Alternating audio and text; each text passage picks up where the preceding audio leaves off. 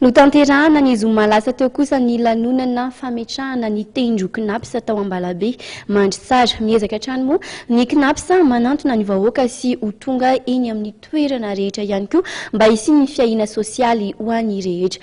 Fanadihadiana rahantsika amin'ny Claudia Rasolson sy Mamy Rasamwely. Hatrany miezaka ataon'ny CNaPS ampiatra ny politikan'ny fanjakana ho fametrahana ny fiahiana ara-sosialy ho an'ny rehetra.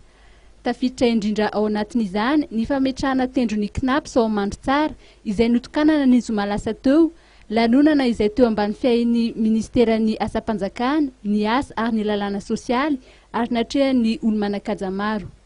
Manao ny ainy tsy ho zavatra tokoa ny mpiasa eo anivon'ny CNaPS mba hisian'ny fiahiana ara-sosialy ho an'ny rehetra ary ny teny fanevan'izy ireo moa dia ny hoe anio mikarakara, ampitso mananjara.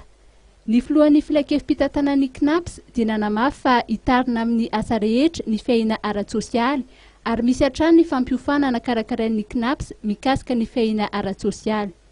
Anisan'ny tanjona ny fanomezana fiahiana ara-sosialy ho an'ireo tantsaha sy ny fampitomboana ny famokarana araka ny voalazan'ny tale jeneralin'ny CNaPS. Miezaka manatona hatrany ny vahoaka arak'izay azo atao ary dia tsy nielanela-tany mihitsy na ny asarotany lalana no asakana ny CNaPS fa dia tsy maintsy tonga ny toerana rehetra ny CNaPS an'izay fa manana izany zo ho amin'ny fiahiana ara-sosialy zany. Profon'izany dia tonga eto Mandritsara ny CNaPS amin'izao fotoana izao manokatra ny fitendry ary dia ny distrikan'ny Mandritsara sy voafantina moa ny andratetany amin'izany fadiravany meditsina.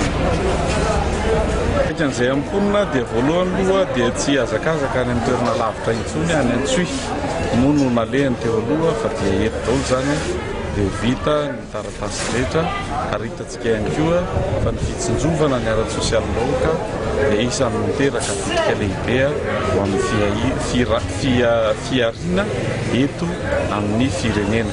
Dia antenaina dia hitombo hatrany zany ny famokarana sy ny fahavitrian'ny mpiasa amokatra mba ho arena ho amin'ny firenena manomboka amin'izao atongavan'ny CNaPS eto Mandritsara izao.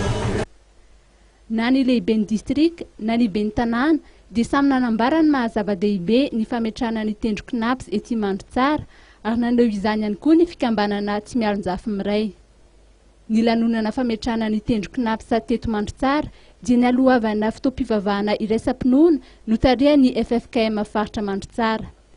Anisan'ny nisongadina ihany koa ny fahatongavan'ny mpilalao CNaPS sport teny an-toerana ary nanolotra maillot ho an'ny président'ny section omenan'ny mpilalao baolina ao Mandritsara ny CNaPS.